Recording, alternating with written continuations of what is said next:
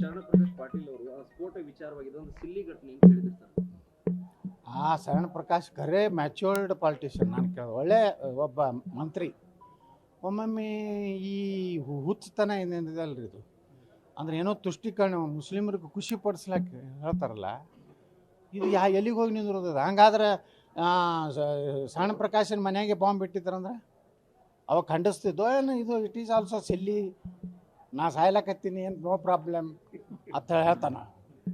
ಇಂಥ ಇವ್ರಿಗೆ ಏನಾರೇ ಐತೆ ಸ್ವಲ್ಪರೇ ಇಂಥ ಒಬ್ಬ ಜವಾಬ್ದಾರಿ ಮಂತ್ರಿ ಸಿಲ್ಲಿ ಅನ್ನೋಂಥದ್ದು ನೋಡ್ರಿ. ಯಾರ್ದು ಪಾಪ ಸಾರ್ವಜನಿಕರ ಪ್ರಾಣ ಹೋಗ್ಯದು.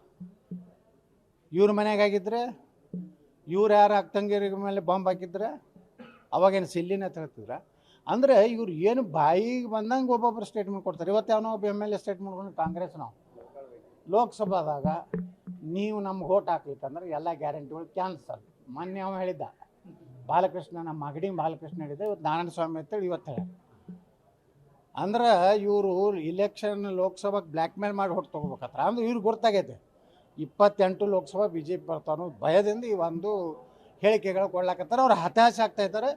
ನನಗನ್ನಿಸ್ತದೆ ಈ ಲೋಕಸಭೆ ಎಲೆಕ್ಷನ್ ಮುಗಿದು ಈ ಸರ್ಕಾರ ಉಳಿದಿಲ್ಲ, ದೊಡ್ಡ ಪತನ ಆಗ್ತದೆ ಸರ್ಕಾರದ.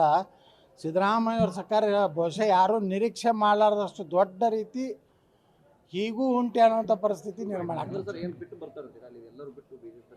ಸರ್, ಯಾವ MLAಗಳು ಖುಷಿ ಇಲ್ಲ. ನೀವು ಬರೀ ಗ್ಯಾರಂಟಿ ಅಂತ ಹೇಳ್ತೀರಿ. ಗ್ಯಾರಂಟಿನೂ ಪೂರ್ಣ ಪ್ರಮಾಣ ಕೊಟ್ಟಿಲ್ಲ, ಮತ್ತು ಶಾಸಕರಿಗೆ ಅಭಿವೃದ್ಧಿಗೆ ಹಣ ಸಿಗ್ತಾ ಇಲ್ಲ. ಈಗ ಯಾವುದೇ ಒಬ್ಬ ವಿಧಾನಸಭಾ ಕ್ಷೇತ್ರ ತನ್ನ ಕ್ಷೇತ್ರ ಅಭಿವೃದ್ಧಿ ಆಗಬೇಕು, ರಸ್ತೆ ಆಗಬೇಕು, ನೀರಾವರಿ ಆಗಬೇಕು. ಬಜೆಟ್ನಾಗ ಕೃಷ್ಣ ಮೇಲ್ದಂಡೆ ಯೋಜನೆಗೆ ₹1 ಕೊಟ್ಟಲ್ರಿ.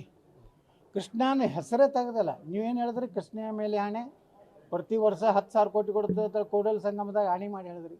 ನಿಮ್ಮ ರಾಜ್ಯಪಾಲ ವಂದನೆದಾಗೂ ಕೃಷ್ಣ ಬಗ್ಗೆ ಇದು ಇಲ್ಲ, ಬಜೆಟ್ದಾಗೂ ನೀವು ಚರ್ಚೆ ಮಾಡಿಲ್ಲ. ಅಂದರೆ ಎಲ್ಲ ಶಾಸಕರು, ನನಗೆ ಅನ್ನಿಸ್ತದೆ ಇವನ್ ಸಚಿವರು ಸಹಿತ ಅಸಮಾಧಾನ ಅದಾರ. ಅವರು ಒಂದು ಅವಕಾಶ ನೋಡ್ಲಕತ್ತಾರೆ. 50ರಷ್ಟು ಸಂಖ್ಯೆ ಬೇಕಾಗುತ್ತೆ, 50 ಸೀಟ್ ಬೇಕಾಗುತ್ತೆ. ಎಲ್ಲರೂ ಹೆಂಗೆ ಬರ್ಲಿಕ್ಕೆ ಸಾಧ್ಯ? 60 ಅದು ಅಂದ್ರೆ ಏನು ಮಾಡೋದ್ರಿ?